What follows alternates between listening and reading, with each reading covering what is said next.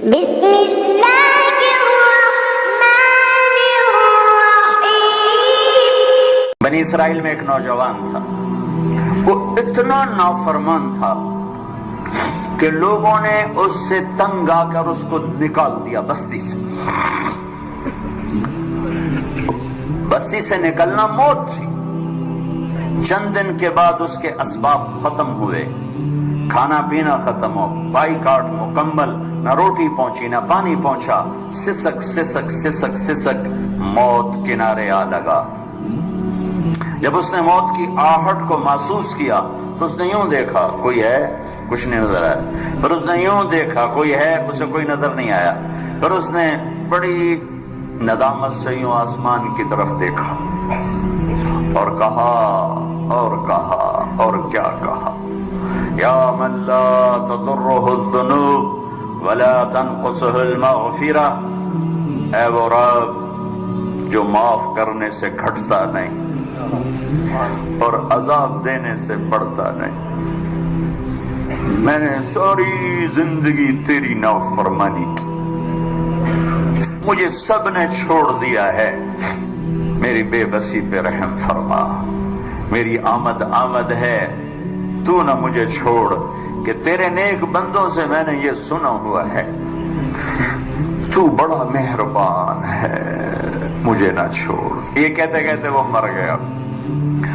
اللہ نے موسیٰ علیہ السلام سے فرمایا، موسیٰ میرا ایک یار جنگل میں مر گیا ہے، ایک یار میرا ایک دوست جنگل میں مر گیا ہے، اس کے جا کے جنازے کا انتظام کرو اور لوگوں میں اعلان کر دو جو اس کے جنازے میں شریک ہوگا آج وہ بھی بخشا جائے گا۔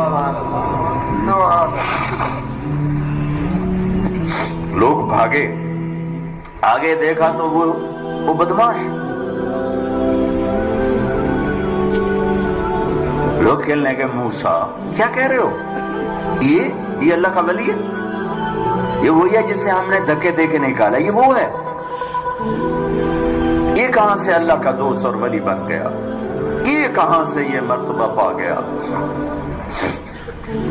تو اللہ تعالیٰ سے موسیٰ علیہ السلام نے عرض کی، یا اللہ تیرے بندے یہ کہہ رہے تو یہ کہہ رہا ہے۔ تو اللہ تعالیٰ نے فرمایا وہ ٹھیک کہہ رہے ہیں، میں بھی ٹھیک کہہ رہا ہوں، یہ ایسا ہی تھا جیسے یہ کہہ رہے ہیں، لیکن جب اس پر موت آئی، اس نے دائیں دیکھا اسے کوئی نظر نہ آیا، اس نے بائیں دیکھا اسے کوئی نظر نہ آیا، پھر اس نے بے بسی سے مجھے دیکھا، میری طرف متوجہ ہوا۔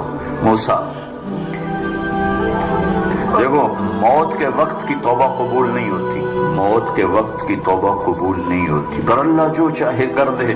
کہنے لگا موسیٰ جب اس نے بے بسی سے مجھے دیکھا تو میری غیرت نے گوارا نہ کیا، جسے سب چھوڑ دے میں بھی چھوڑ دوں، میری عزت کی قسم موسیٰ اگر اس وقت یہ پوری دنیا کی مجھ سے بخشش مانگتا تو اس کے آنسوؤں کے طفیل میں پوری دنیا کو معاف کر دیتا۔ قارون جیسا مجرم زمین میں دھنس رہا تھا اور موسیٰ علیہ السلام کی منتیں کر رہا تھا، معاف کر دے معاف کر دے، اور موسیٰ علیہ السلام کہہ رہے تھے اور پکڑو کہتا معاف کر دے، کہتے اور پکڑو۔ جب وہ سارا زمین میں دھنس گیا تو موسیٰ علیہ السلام سے اللہ تعالیٰ نے فرمایا، موسیٰ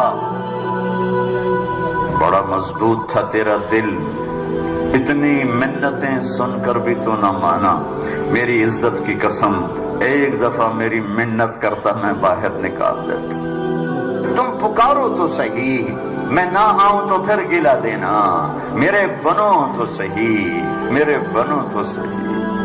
حضرت عمر کے زمانے میں کویہ گایا کرتا تھا، روٹی بناتا تھا، آواز بڑھاپا آ گیا، آواز ختم ہو گئی، لوگوں نے سننا چھوڑ دیا، روٹی بند ہو گئی، تو جنت البقیع قبرستان میں بیٹھا اللہ سے کہہ رہا، یا اللہ آواز تھی تو روٹی بھی ملتی تھی، آواز گئی تو روٹی بھی گئی، تو مہربان ہے، ایک میرے فاقے پہ رحم فرما، میرے رزق کا بندوبست فرما۔ حضرت عمر رضی اللہ تعالیٰ عنہ مسجد میں سوئے ہوئے تھے، تو ان کو خواب میں آواز آئی، میرا ایک بندہ بقیع میں مجھے پکار رہا ہے، اس کی مدد کو پہنچو اے عمر۔ عمر رضی اللہ تعالیٰ عنہ ایسا اٹھے خوف زدہ، نہ سر پہ ٹوپی نہ پگڑی نہ پاؤں میں جوتا، دوڑ لگائی جنت البقیع کی طرف۔ وہ بڑے میاں ایک جھاڑی کے پیچھے بیٹھا اللہ سے باتیں کر رہا تھا۔ جب وہ تیزی سے اندر داخل ہوئے تو قدموں کی آہٹ، اس نے پیچھے مڑ کے دیکھا تو عمر، اس نے کہا آ گیا عمر کوڑا لے کر پٹائی کرنے۔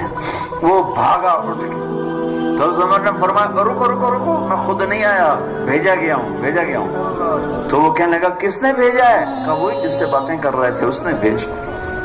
تو اس کی ایک چیخ نکلی اور بیٹھ گیا، کہنے لگا میرے رب، ساری زندگی تجھے بھلایا، یاد کیا تو پیٹ کی وجہ سے کیا،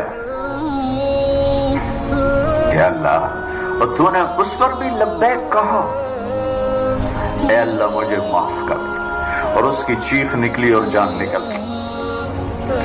عمر رضی اللہ تعالیٰ عنہ نے خود اس کا جنازہ پڑھایا اور قبر میں اتارا۔ میرا ایک شاگرد ہے کراچی میں، اس کی مسجد کے ساتھ برابر ایک عورت لڑکیاں سپلائی کرتی تھی، غلیظ ترین کام، گندا ترین دھندا۔ اس شاگرد نے میرے بیان کی کیسٹ اس کے بیٹے کو دی کہ بھئی یہ سن لو، پہلے دوستی لگائی پھر کیسٹ دے دی۔ وہ گھر میں سن رہا ہے، اس کی ماں آتے جاتے اس کے کانوں میں آواز پڑ رہی، وہ بھی آ کے بیٹھ گئی، سنتی رہی، کہنے کی دوبارہ لگاؤ، ساری سن، پھر کہنے ایک دفعہ اور لگاؤ، پھر ساری سن، پھر کہنے لگی یہ کس کی ہے؟ اس نے کہا مجھے بھی نہیں پتا کس کی ہے، مجھے تو مولوی صاحب نے دی ہے۔ اس نے بیٹے کا ہاتھ پکڑا، مسجد کے دروازے پر آ گئے، لوگ تراویح پڑھ کے نکل رہے تھے، بلا لیا بچے کو، امام کو بلایا، کہا یہ کیسٹ آپ نے دی ہے، کون ہے یہ؟ کہا میرے استاد ہے طارق جمیل صاحب۔ وہ کہنے لگے انہوں نے توبہ کی بڑی اچھی بات کی ہے، کیا میری توبہ قبول ہو سکتی؟ کیا کام کرتی تھی وہ؟ میں دوبارہ زبان پہ لاتے ہوئے شرما رہا ہوں، کیا میری توبہ قبول ہو سکتی؟ کہا ہاں جی، وہ کہہ رہے ہیں اللہ کہہ رہا ہے تو قبول ہے۔ کہا اچھا پھر میں تیرے سامنے اللہ کی بارگاہ میں توبہ کرتی۔ اور اگلے دن اس نے مسجد میں تراویح میں آنا شروع کر دیا۔ تراویح کے بعد جب دعا جو کہتے یا اللہ اگر میری توبہ قبول ہے تو مجھے اٹھا دے۔ ساری زندگی کام کیا میں نے بتا دیا ہے۔ یہ 5واں روزہ ہے اور وہ روز تراویح کے بعد کہتی یا اللہ میری توبہ قبول ہے تو مجھے اٹھا لے۔ 29ویں تراویح سجدے میں اللہ نے اٹھا لیا۔ ساری زندگی کیا کر کے گزری اور موت رابعہ بصری جیسی آئی۔ تو میرے عزیزوں، میرے بچوں، میرے بھائیوں، میری بیٹیوں، اللہ سے صلح کر لو، اللہ سے صلح کر لو، اللہ سے صلح کر لو۔ وہ ہمارا بن گیا تو من کان للہ کان اللہ لہ، ان وجدتنی وجدت کل شیء وان فتنی فاتک کل شیء وانا خیر لک من کل شیء۔ میرا بندہ میری طلب میں آ، میں ملا، سب کچھ ملا، میں نہ ملا، کچھ نہ ملا۔ من تقرب تلقیتہ من بعید۔ ساری زندگی نافرمانیاں کر کے، ابے کہاں جا رہے ہو؟ یار اللہ کو منانے جا رہا ہوں۔ اور تو کہاں جا رہی؟ بڑی بھی، کہ اللہ کو منانے جا رہی ہوں۔ اب اس بڑھاپے میں تیری کون سنے گا؟ دانت تیرے نہیں، دکھتا تجھے نہیں، چلا تجھ سے نہیں جاتا، اب تیری معافی کہاں سے ہوگی؟ اب تیری کون سنے؟ وہ کیا کہہ رہا ہے؟ وہ اوپر والا کیا کہہ رہا ہے؟ من تقرب الیش، جو میری طرف آتا ہے، جب سہارے سے آ رہا میں لے چلو مسیح تیرا بنو راضی کر، میں کیا کرتا ہوں؟ تلقیتہ من بعید، میں آگے بڑھ کے اس کا استقبال کرتا ہوں۔ میں معافی مانگنے کے لیے جو آ رہا ہے میں اس کا استقبال کرتا ہوں۔